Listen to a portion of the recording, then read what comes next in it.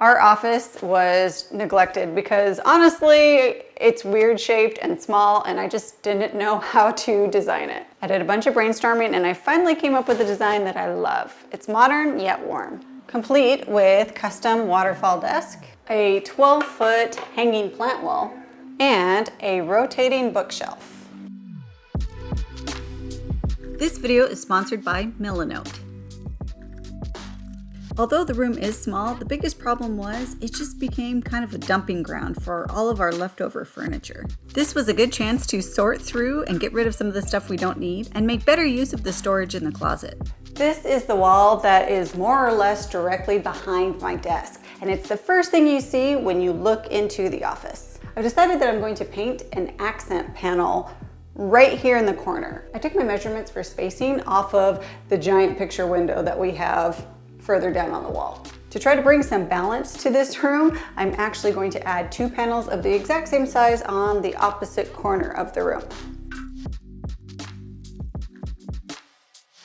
I got super lucky when I went to Home Depot to buy paint.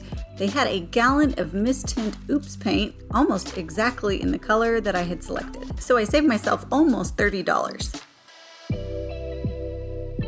This room has been a little more of a tricky challenge to design than I usually run into. So thankfully I have been using a new tool called Milanote.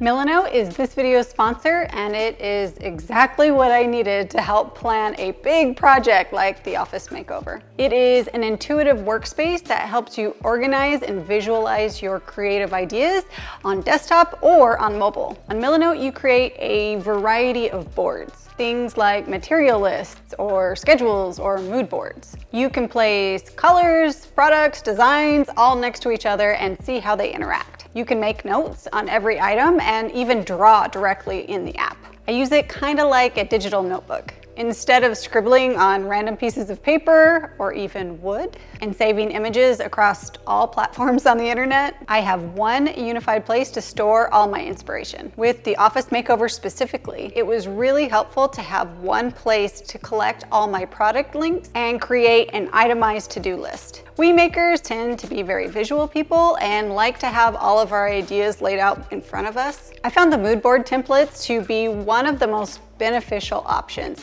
and they utilize my absolute favorite feature, drag and drop images. You can literally just click and grab an image from almost any website or folder and drag it directly into your board. No more endless bookmarks or filling up space on your hard drive. It really is so easy. There's even a browser extension called Web Clipper, which allows you to save images from websites directly onto your boards. I love how easy it is to manage images on Milanote. Milanote is also a great way to collaborate, like if you work on a team or you just have other people you want to share your ideas with, like potential clients. You simply email them an invitation or send them the link. You have the ability to allow others to edit, select boards, and make comments, or just preview certain sections. Milanote is free to use with no time limit, so make sure you find my link in the description box so you can sign up for your free account.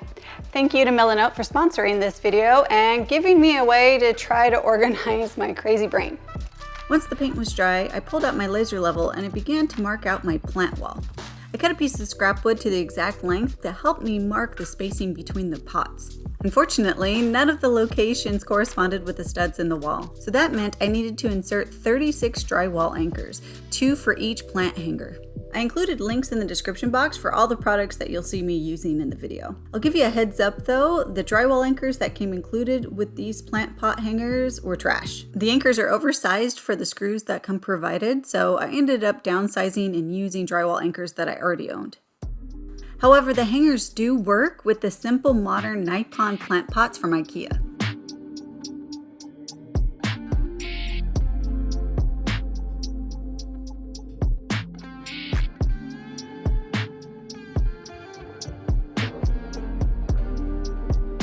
The star of my desk is an 8-foot-long upcycled piece of butcher block which I scored on Facebook Marketplace. Creating a waterfall edge involves making one crosscut at a 45-degree angle and then flipping the panel over, making another mitered crosscut, effectively cutting out a 90-degree wedge from the underside of the panel.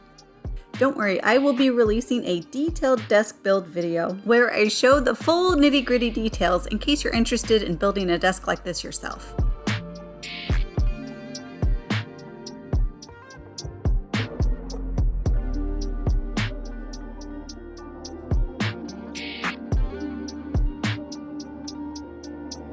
For the opposite non-waterfall end of the desk, I decided to use another upcycled item, a 2-drawer maple filing cabinet that I scored from a thrift shop. The plan was to mount the filing cabinet to the desktop using wooden dowels and 6-inch long lag screws.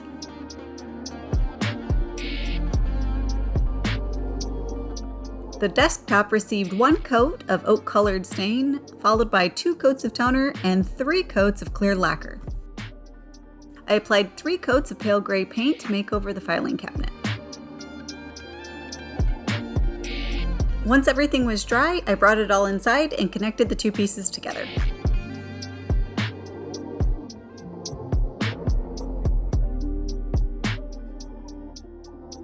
Time to start working on the bookshelf.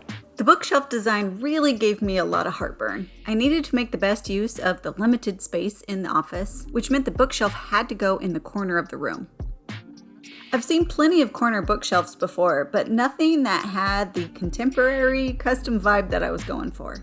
I decided my best option was to just draw something up myself and make it from a sheet of plywood. Don't worry, I will have a build video and building plans for this project coming soon as well.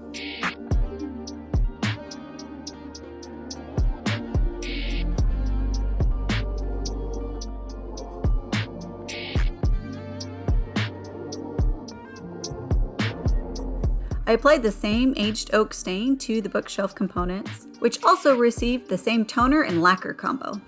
Typically, I don't like to apply finish to furniture components before I assemble them, but in the case of this bookshelf, applying stain after the fact would be a nightmare. One unique feature about this bookshelf was being able to include a couple of drawers in the base for extra storage.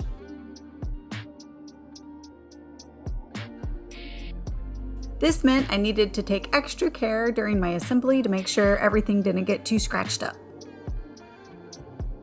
The magic of this bookshelf is the fact that it can rotate on its base, making all 4 sides easily accessible.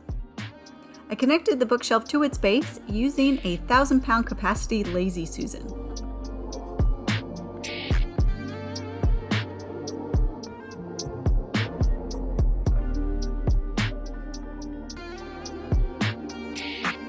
Once each of the components were fully built, it was time to start putting the room back together.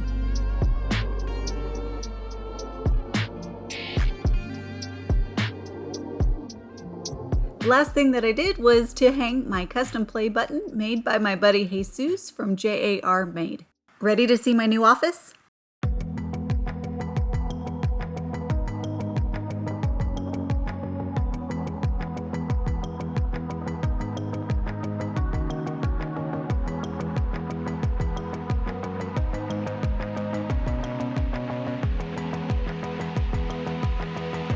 Although it will never be perfectly symmetrical, I think the room looks way more balanced now than it did before.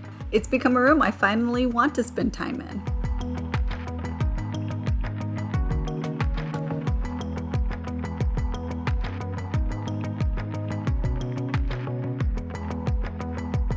Make sure you let me know in the comments if you're interested in seeing those dedicated videos for the desk and bookshelf builds.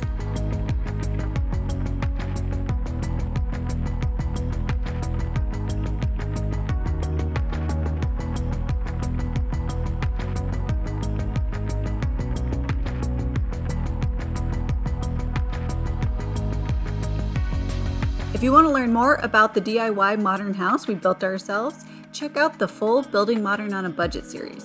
And if you like other types of DIY content, check out this video as well. As always, thanks for watching, guys.